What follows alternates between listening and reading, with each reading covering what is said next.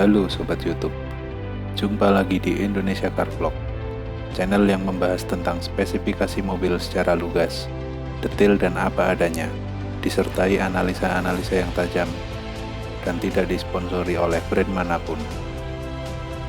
Pada kesempatan kali ini, kami ingin menyuguhkan review mengenai transmisi matic versus manual.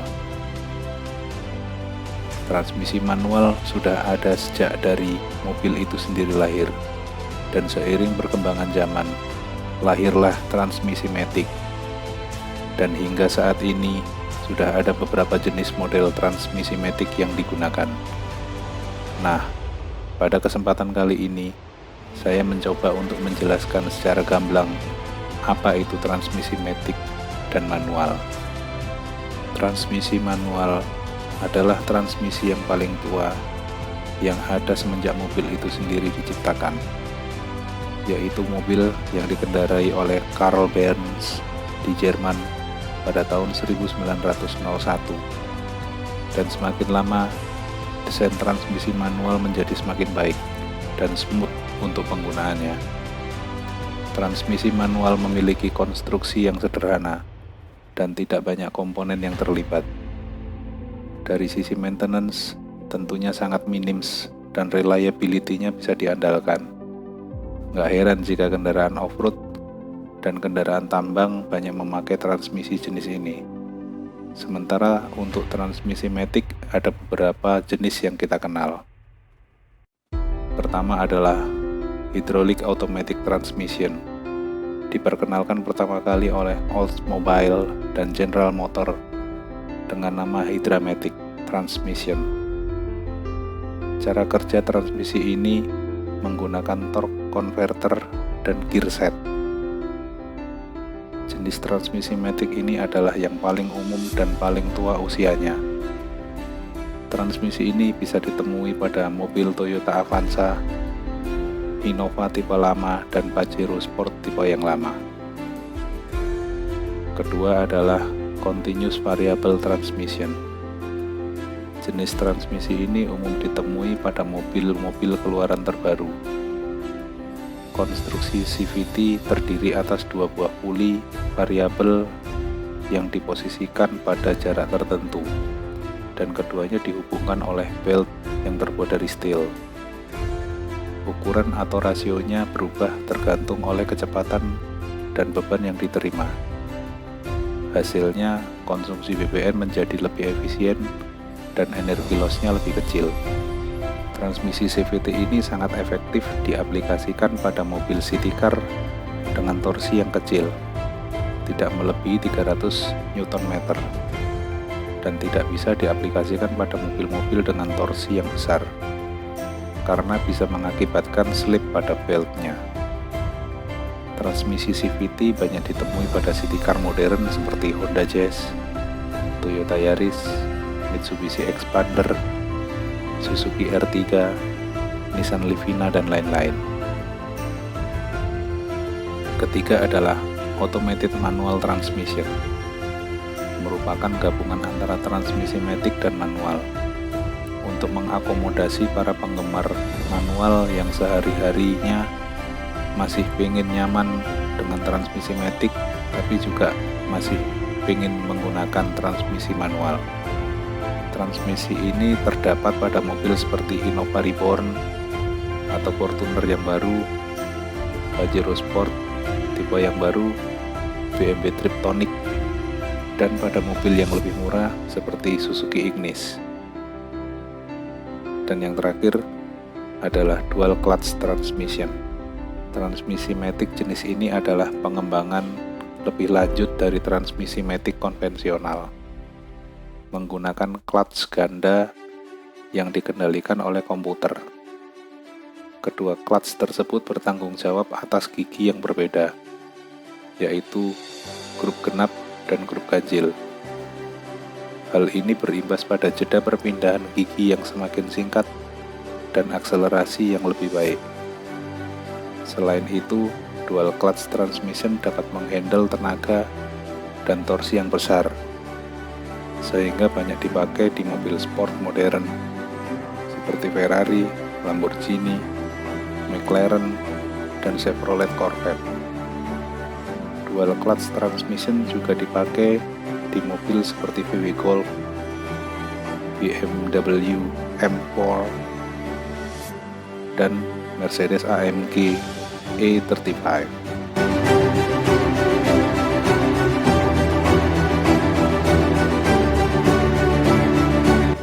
Pada era sebelum tahun 2000-an, transmisi manual lebih hemat dalam pemakaian bahan bakar dibandingkan transmisi matic. Dikarenakan energi loss yang ditimbulkan transmisi matic masih cukup besar saat itu. Hal ini wajar karena teknologi saat itu belum canggih dan transmisinya masih full mekanik. Saat itu target developmentnya adalah kepraktisan dalam mengemudi saja dan belum menyentuh ke konsumsi BBM. Dengan semakin majunya teknologi, mulai dipergunakanlah banyak sensor dan kalkulasi dikerjakan oleh komputer, di samping banyak penyempurnaan di berbagai sisi, menjadikan transmisi matic semakin baik dari hari ke hari. Malah sekarang transmisi matic menjadi lebih irit, karena komputer transmisi kini semakin akurat dalam menghitung torsi yang dibutuhkan oleh mobil dengan tetap mempertahankan konsumsi bahan bakar, sehingga mobil bisa menjadi lebih efisien.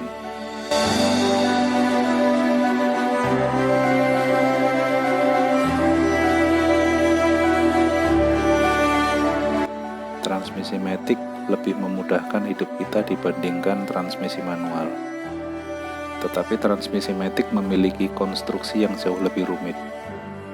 Transmisi matic memerlukan perhatian ekstra dan biaya maintenance yang lebih tinggi karena terdiri dari banyak part dan sensor yang bekerja secara simultan untuk menghasilkan perpindahan gigi yang smooth dan akselerasi yang baik.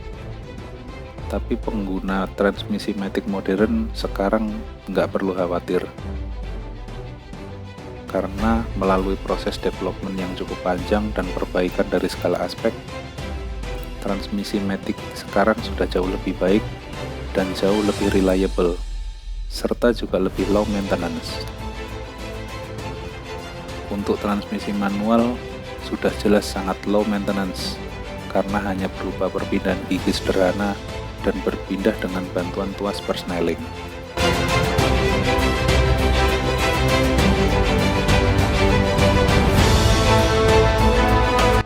Kesimpulan, masyarakat modern saat ini menginginkan kendaraan yang nyaman, reliable, dan hemat bahan bakar.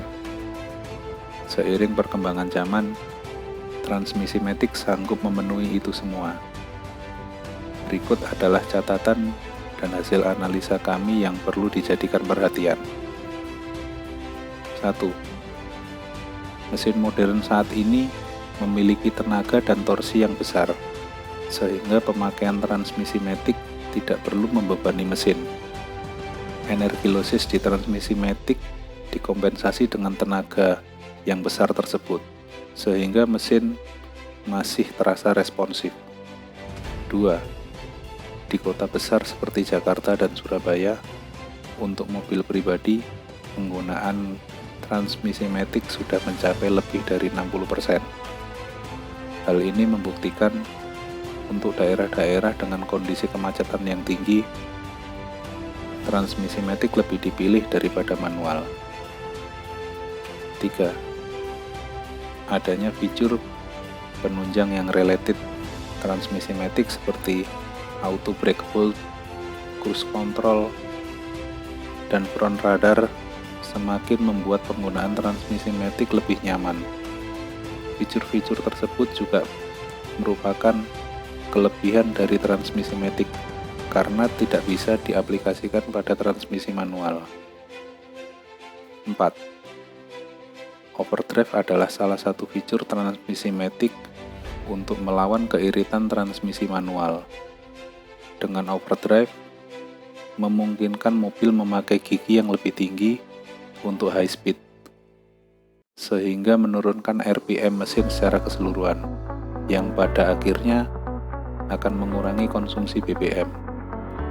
Di samping itu, algoritma dalam software di transmisi matic juga semakin mengalami penyempurnaan, membuat mobil dapat mengukur secara akurat berapa torsi yang dibutuhkan dan BBM yang dikonsumsi. 5. Transmisi matic semakin hari semakin bisa diandalkan reliability-nya. Transmisi ini juga sanggup untuk menghandle power yang besar. Tidak heran jika mobil off-road sekelas Jeep Wrangler 90% penjualannya adalah automatic transmission.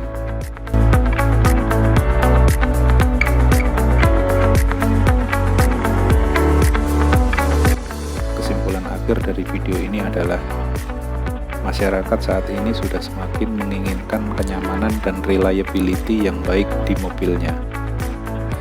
Untuk kawasan perkotaan, transmisi matic sudah pasti lebih dipilih karena lebih praktis dan tidak ribet dalam penggunaannya. Sedangkan untuk kawasan daerah dan kota-kota kecil di mana kemacetan sangat minim, harga mobil serta biaya maintenance menjadi pertimbangan yang penting, maka transmisi manual masih banyak dipilih. Semoga dapat membantu Anda dalam menentukan pilihan. Salam gaspol.